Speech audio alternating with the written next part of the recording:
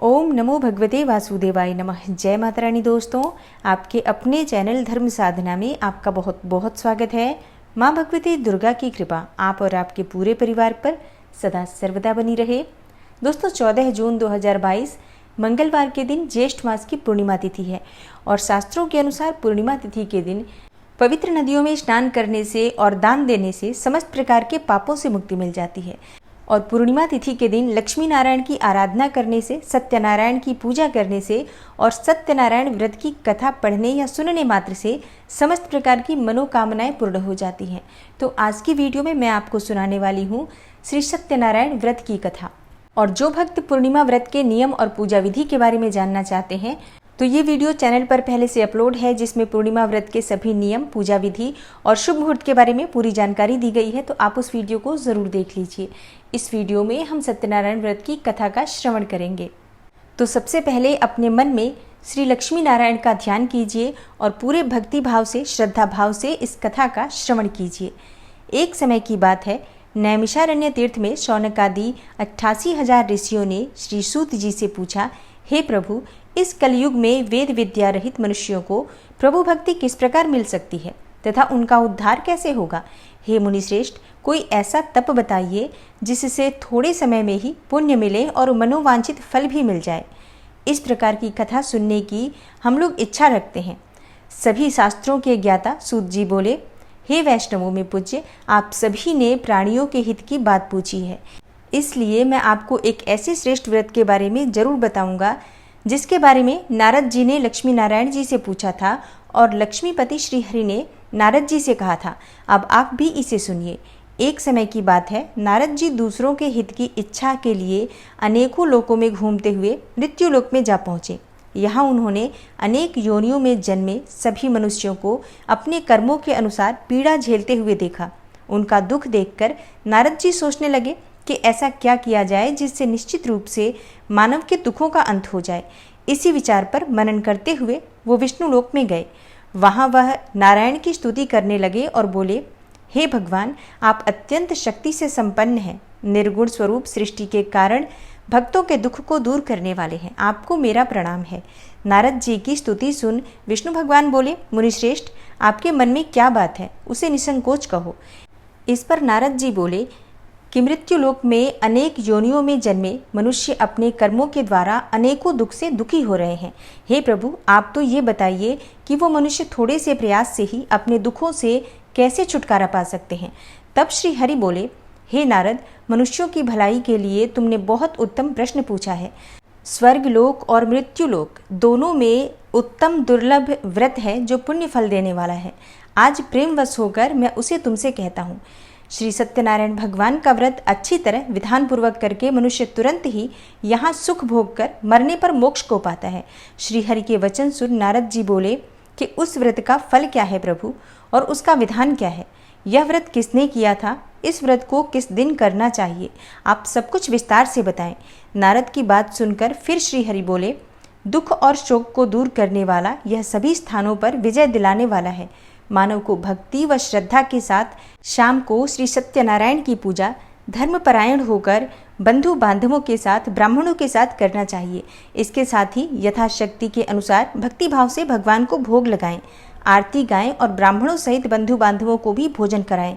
उसके बाद स्वयं भोजन करें। कीर्तन भजन के साथ भगवान की भक्ति में लीन हो जाएं।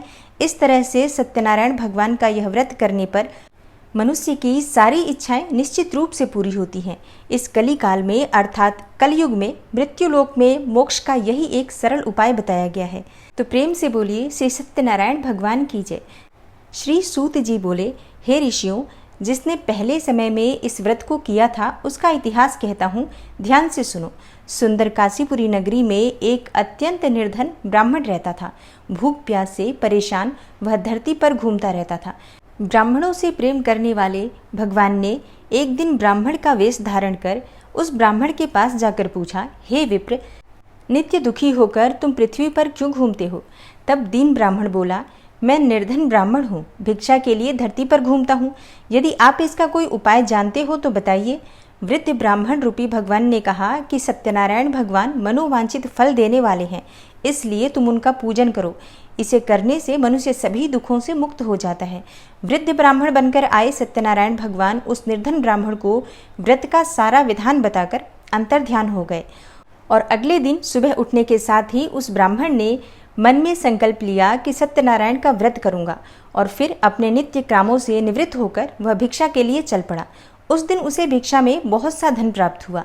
तब उसी धन से उसने सत्यनारायण की पूजा की व व्रत रखा। व्रत करने के कुछ दिन बाद ही उसके सभी दुख और कष्ट दूर होने लगे और देखते ही देखते वह एक सुखी और संपन्न व्यक्ति बन गया और अनेकों संपत्तियों का मालिक बन गया।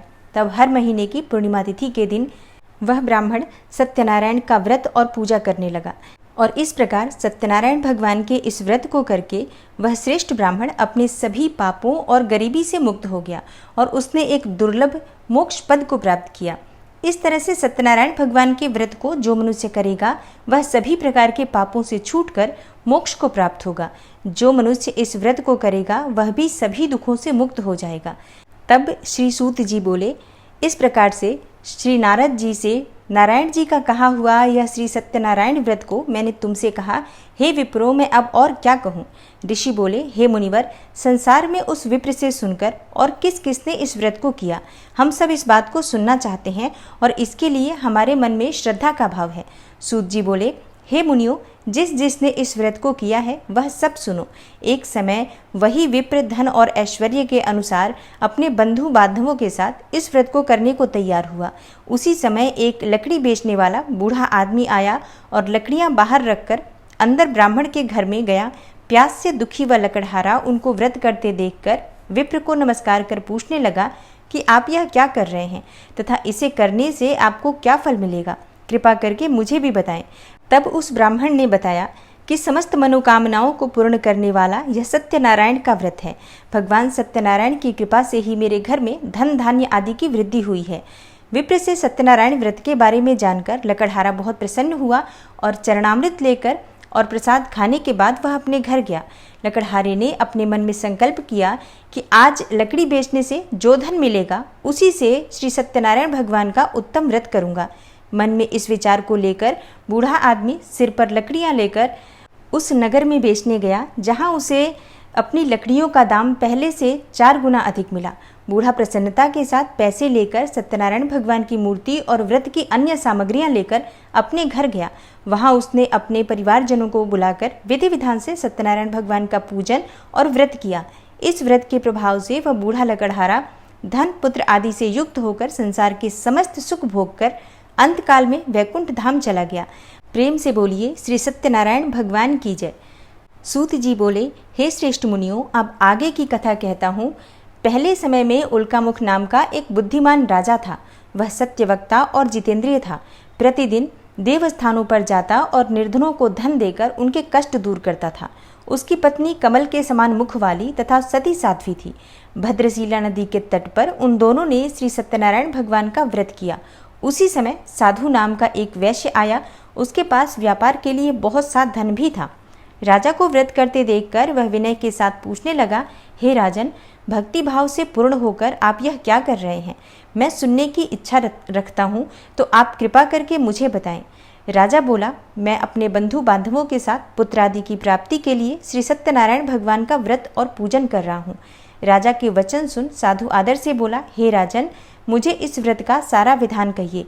मैं भी इस व्रत को करूंगा। मेरी भी संतान नहीं है और इस व्रत को करने से निश्चित रूप से मुझे संतान की प्राप्ति होगी।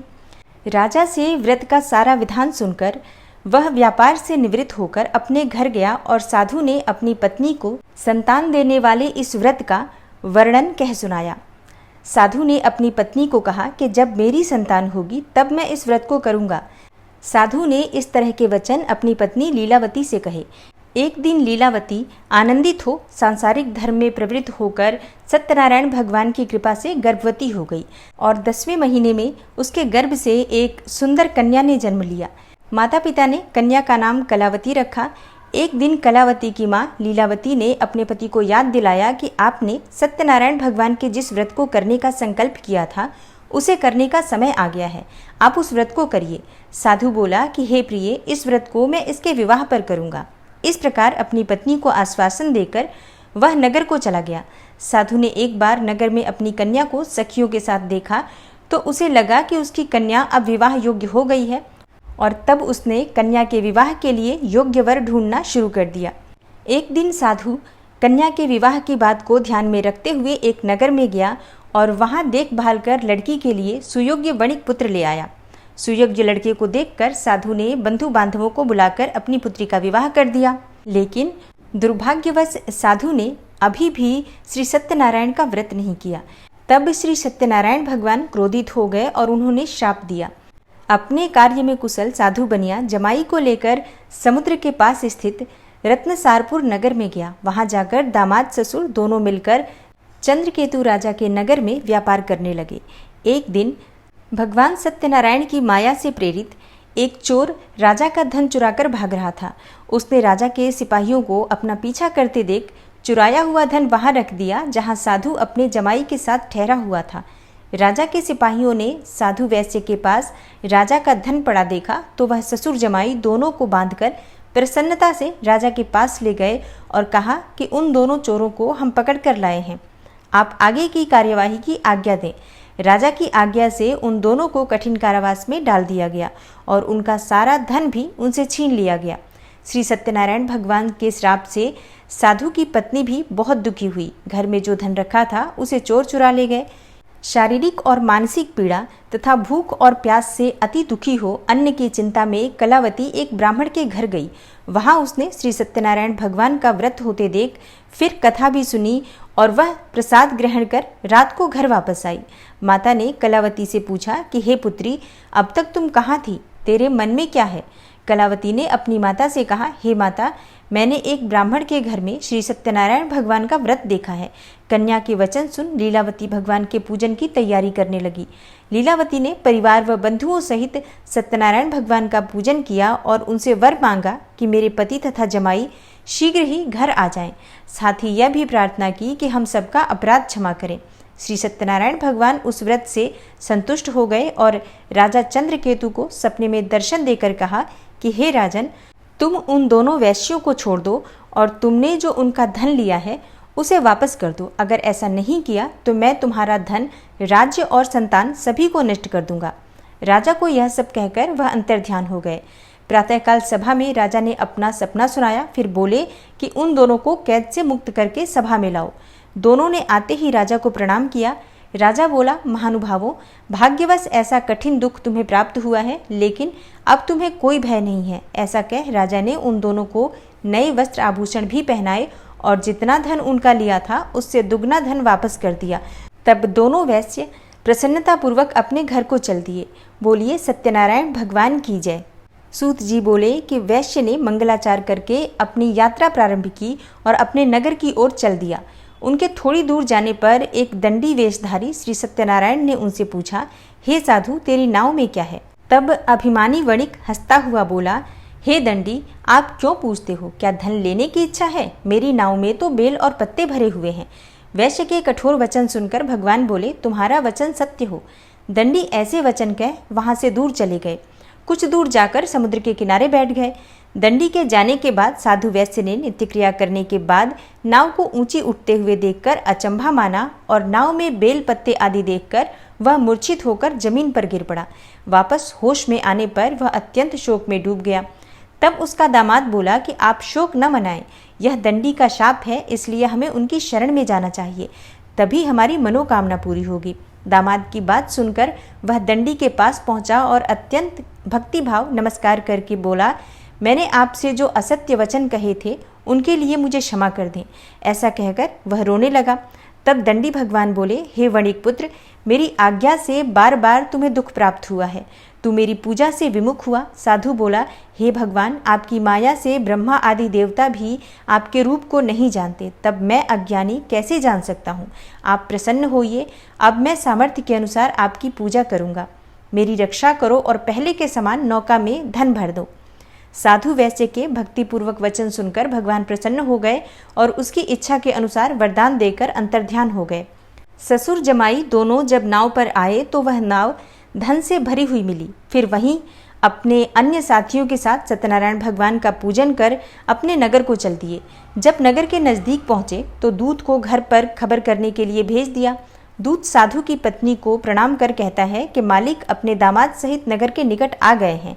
दूत की बात सुनकर साधु की पत्नी लीलावती ने बड़े हर्ष के साथ सत्यनारायण भगवान का पूजन कर अपनी पुत्री कलावती से कहा कि मैं अपने पति के दर्शन को जाती हूँ, तू कार्य पूर्ण कर शीघ्र आ जाना। माँ के ऐसे वचन सुन कलावती जल्दी में प्रसाद छोड़कर अपने पति के पास चली गई। प्रसाद की अवज्ञा के कारण श्री सत्यनारायण भगवान रुष्ट हो गए और नाव सहित उसके पति को पानी में डुबो दिया। कलावती अपने पति को वहां ना पाकर रोती हुई जमीन पर गिर गई। नौका को डूबा हुआ देखकर और कन्या को रोता हुआ देख साधु दुखी होकर बोला कि हे प्रभु, मुझसे तथा मेरे परिवार से जो भी भूल हुई है उसे क्षमा करें। साधु के दीन वचन सुनकर श्री सत्यनारायण भगवान प्रसन्न हो गए और आकाशवाणी हुई, हे साधु, तेरी कन्या मेरे प्रसाद को छोड़कर आई है, इसलिए उसका पति अदृश्य हो गया है। यदि वह घर जाकर प्रसाद खाकर लौटती है तो इसे इसका पति अवश्य मिलेगा। ऐसी आकाशवाणी सुन कलावती ने वैसे ही किया जैसा कि आकाशवाणी के दौरान भगवान ने कहा, और फिर प्रसाद ग्रहण करने के बाद जब वो वापस आई तो उसने अपने पति के दर्शन करके अत्यंत प्रसन्न हुई। उसके बाद साधु अपने बंधु बांधवों सहित श्री सत्यनारायण भगवान का विधि विधान से पूजन करता है और इस श्लोक का सुख भोग कर वह अंत में स्वर्ग को जाता है। प्रेम से बोलिए श्री सत्यनारायण भगवान की जय। सूत जी बोले, हे ऋषियों, मैं और भी एक कथा सुनाता हूँ, उसे भी ध्यानपूर्वक सुनो। प्रजापालन में लीन तुंगध्वज नाम का एक राजा था। उसने भी भगवान का प्रसाद त्याग कर बहुत अधिक दुख प्राप्त किया। एक बार जंगल में जाकर वन्य पशुओं को मारकर वह बड़ के पेड़ के नीचे आया। वहां उसने ग्वालों को भक्ति भाव से अपने बंधुओं सहित सत्यनारायण भगवान का पूजन करते देखा। अभिमानवश राजा उन्हें पूजन करते देखकर भी वहां नहीं गया और ना ही उसने भगवान को प्रणाम किया। ग्वालों ने राजा को प्रसाद दिया, लेकिन उसने वह प्रसाद भी नहीं खाया और प्रसाद को वहीं छोड़कर अपने नगर को चला गया। जब वह नगर में पहुंचा तो वहां उसने सब कुछ तहस नहस पाया और यह सब देखकर राजा शीघ्र ही समझ गया कि यह भगवान के प्रसाद का ही अनादर है। तब वह दोबारा से ग्वालों के पास गया और वहां पर विधि पूर्वक पूजा करके प्रसाद खाया तो श्री सत्यनारायण भगवान की कृपा से सब कुछ पहले जैसा हो गया। दीर्घ काल तक सुख भोगने के बाद मरणोपरांत उसे स्वर्गलोक की प्राप्ति हुई। जो मनुष्य परम दुर्लभ इस व्रत को करेगा तो भगवान सत्यनारायण की अनुकंपा से उसे धन धान्य की प्राप्ति होगी। निर्धन भी धनी हो जाता है और भय मुक्त होकर जीवन जीता है। श्री सत्यनारायण व्रत के प्रभाव से संतानहीन मनुष्य को संतान की प्राप्ति होती है और सारे मनोरथ पूर्ण होने पर मानव अंत काल में वैकुंठ धाम को जाता है। तब सूत जी बोले, जिन्होंने पहले इस व्रत को किया है, अब उनके दूसरे जन्म की कथा कहता हूँ, ध्यानपूर्वक सुनो। वृद्ध सतानंद ब्राह्मण ने सुदामा का जन्म लेकर मोक्ष की प्राप्ति की। लकड़हारे ने अगले जन्म में निषाद बनकर मोक्ष प्राप्त किया। उल्कामुख नाम का राजा दशरथ होकर वैकुंठ को गए। साधु नाम के वैश्य ने मोरध्वज बनकर अपने पुत्र को आरे से चीरकर मोक्ष पाया और महाराज तुंगध्वज ने स्वयंभू होकर भगवान में भक्ति युक्त हो कर्म करके मोक्ष को प्राप्त किया। इस कथा को सुनने के बाद सभी ऋषियों ने भगवान श्रीहरि को झुककर प्रणाम किया। तो प्रेम से बोलिए श्री सत्यनारायण भगवान की जय। इस कथा को श्रवण करने मात्र से मन की समस्त कामनाएं पूर्ण होती है, समस्त प्रकार के सुखों की प्राप्ति होती है और मरणोपरांत श्रीहरि की कृपा से मोक्ष की प्राप्ति होती है। जय श्री हरि विष्णु, जय लक्ष्मी नारायण। दोस्तों, उम्मीद करती हूँ कि आज की वीडियो आपको अवश्य पसंद आएगी। अगर आपको आज की वीडियो अच्छी लगी हो, थोड़ी सी भी आपके लिए हेल्पफुल हो, तो वीडियो को लाइक ज़रूर कीजिए और ज़्यादा से ज़्यादा इस वीडियो को अपने फैमिली फ्रेंड्स के साथ शेयर कीजिए। चैनल पर पहली बार आए हैं, अगर अभी तक आपने चैनल को सब्सक्राइब नहीं किया है तो आज की वीडियो अगर आपको अच्छी लगे तो चैनल को सब्सक्राइब ज़रूर कर लीजिए और बेल बटन को भी प्रेस कर लीजिए। तो इससे ये होगा कि इस चैनल पर जो नई वीडियो अपलोड होंगी उनकी नोटिफिकेशन आपको सही समय पर प्राप्त होगी। मैं मिलती हूँ आपसे अगली वीडियो में, तब तक के लिए नमस्कार।